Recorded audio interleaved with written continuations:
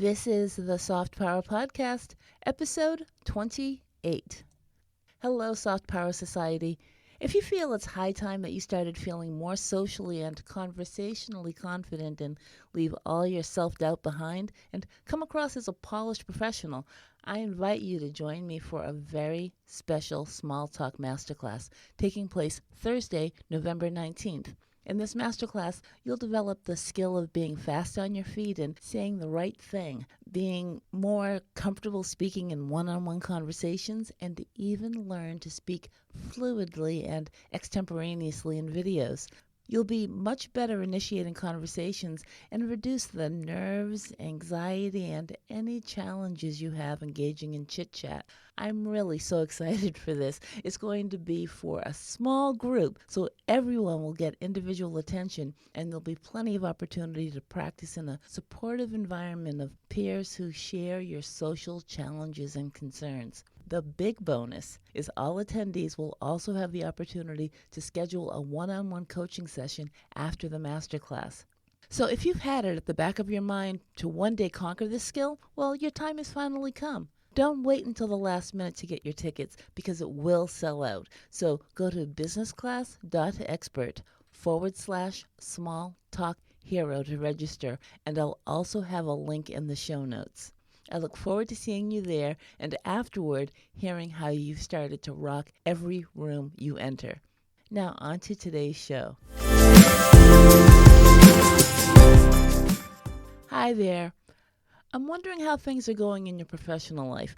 Are you going into the office full-time or part-time? Are you working from home and loving it? Or maybe you would love it if your partner and or children weren't also home all day.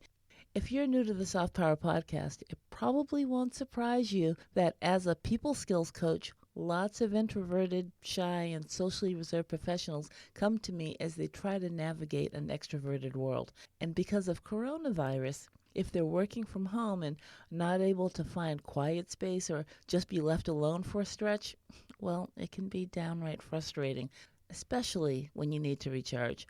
So early on in the pandemic, when many cities were in quarantine, introverted and quiet types were so happy to not have to go into the office, and now you're experiencing that net effect of the career atrophy that can occur when that steady stream of colleagues and employers you were once exposed to, like without a thought, they were just always there.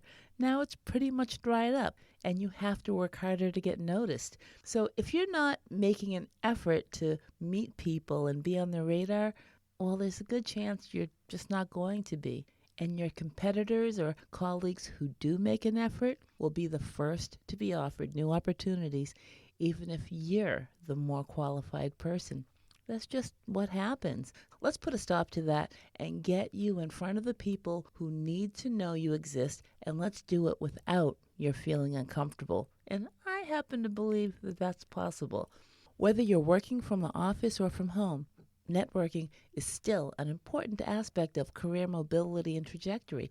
You have to keep in mind that hiring managers, recruiters, and many of the people you need are also, because of the coronavirus, working in unusual places and under circumstances similar or perhaps even more dire than yours. The great news is that you don't have to physically attend events to stay up on what's happening in your field. With the foresight to plan out your week, you can create a full schedule of events wearing your Zoom shirt and without the expense of gas and parking. Here's how you can do it. Make social media your friend. Now, thanks to social media sites like, of course, LinkedIn, Facebook, Fishbowl, Twitter, Instagram, Meetup, you get the point. It's possible to make connections with old and new contacts from anywhere. And by anywhere, I mean while you're walking your dog and while you're at the playground with your kids. Literally from anywhere at this time in our lives, you can connect with other people who need you.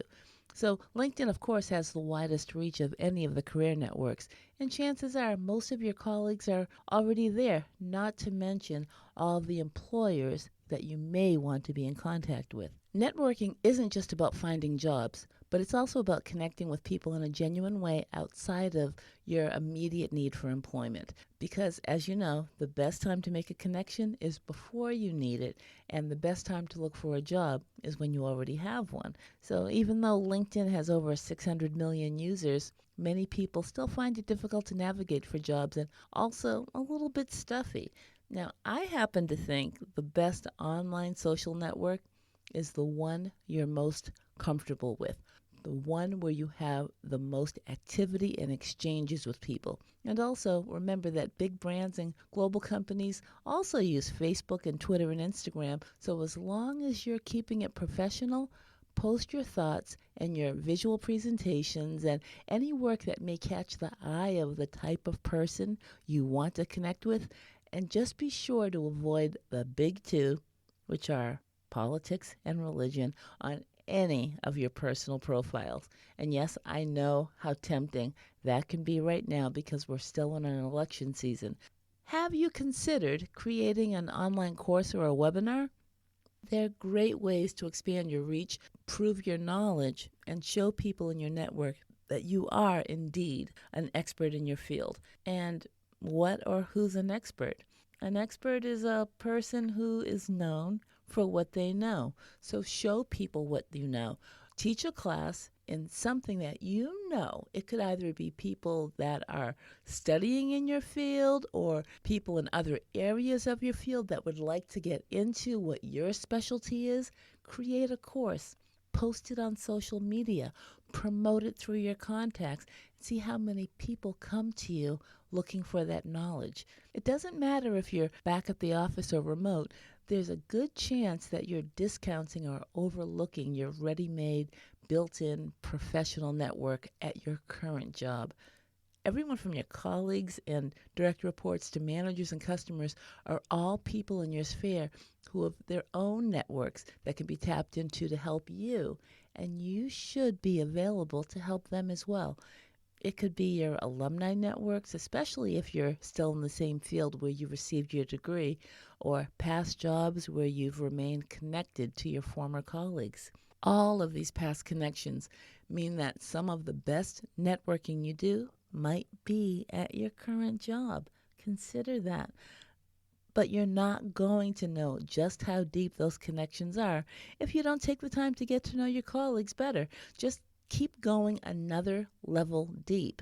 It's not just a hi, how are you, good to see you, but start a real conversation.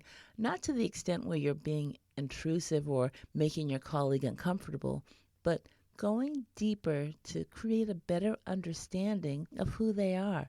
Maybe you've heard of Dean Graziosi, the famous online marketer. He talks about a strategy for going 7 levels deep. And the basic concept is that every why has a why.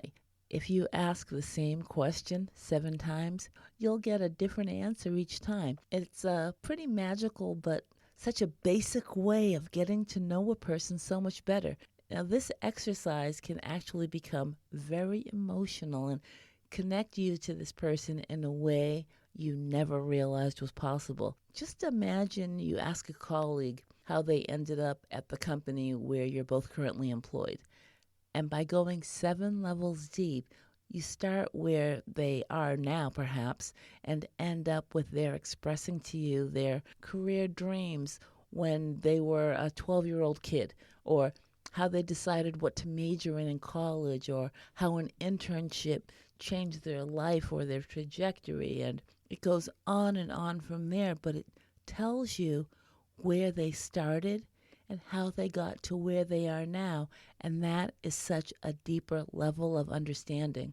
I could go on, but I'm sure you get my point that you have a deep pool of talent and many lifetimes of experience surrounding you in the office and in a Zoom room. So make it a point to connect with these people before they leave. And you realize then how valuable they could have been to you. If you feel uncomfortable reaching out, well, get over it. Seriously. Don't look at how overwhelming it will be to send out 100 emails. Just focus on one person at a time. Just one single individual. Give them options and make the invite for a 15-minute coffee chat. No need for an hour-long lunch, be it in person or via Zoom. I know you can do this. Start with the people you know best, then branch out.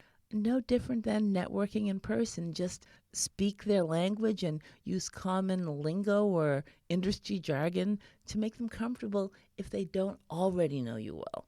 That and being a basic, kind, and well mannered human being will get you everything you want. That's all of us want, to connect with kind, good people. And in professional instances, a person that we have some sort of connection with. Then look for opportunities to broaden your scope of influence beyond the people you already know, like, and trust. Are there opportunities for teams outside of your department to come together on virtual calls where that opportunity didn't present itself when you were all in the office and things were, quote unquote, normal? I think it's always unfortunate when people have worked in the same company for years and they're never given ample opportunity to go to the other side of the aisle, so to speak, and spend quality time learning the intricacies of what their colleagues are doing. If you can find a way to bring two departments that generally don't mix together and it works better for the company in the end, you're mentioning this potential union can bring unexpected superstar status to you. And another way to get in-house superstar status is to start a company podcast, which is much easier than you may think. Interviewing everyone from C-suite execs to support staff and posting the recordings on either a private or public channel has the potential to be the most eye-opening and communication-boosting initiative ever undertaken at your company. And what's more, it'll likely create a greater interdepartment or interdisciplinary respect and understanding. Being proactive when it comes to helping others is one of the best things you can do. When you see a colleague could use a referral and you happen to have access to that referral, offer to help them, even when you don't need or want anything in return. And it's worth mentioning that an eye for an eye or reciprocation often doesn't occur in business. So stop anticipating it and you'll be so much better off. What I'm describing is the situation where you put in a good word for, let's call him Dennis, which gets Dennis on the short list for a promotion, and down the road, you decide to get agitated because Dennis isn't able to come through with a favor that you need. Here's the thing. Renee. Yep, it's Renee who is going to do you that favor because that is just how the world and the law of reciprocity works. You will get what is due you. Just keep your head up and your eyes open to the reality that it will likely come through an unexpected source and not the same person who you extended a kindness to. It's not enough to take steps to form a relationship. You also have to maintain it by keeping in touch. After all, you don't want to only reach out to people when you need a favor. No one feels good about that. You may feel that your schedule won't allow for extra networking time, but how much time are you spending commenting on social media or reading news or sports or politics or anything that has absolutely nothing to do with your job during work hours? I know you're spending a little bit of that time doing things that perhaps you shouldn't be doing. If you prefer to not carve out those few minutes for the virtual coffee or a lunch, then still make it a point to just send email hellos to people or share news articles or anything, job postings that would interest that person, or comment on their social media post. Staying in touch with people you genuinely find interesting and enjoy speaking to will make reaching out to connect a pleasure, and it won't be so stressful. According to a study done by PricewaterhouseCoopers, nearly 80% of white-collar workers were working remotely at least one day a week, and almost all of them said that they would like to work away from the office at least 2 days or more per week. Those numbers mean that virtual networking is something you will have to venture into sooner or later. So why not now? Why not starting today? Thanks so much for joining me. Bye for now.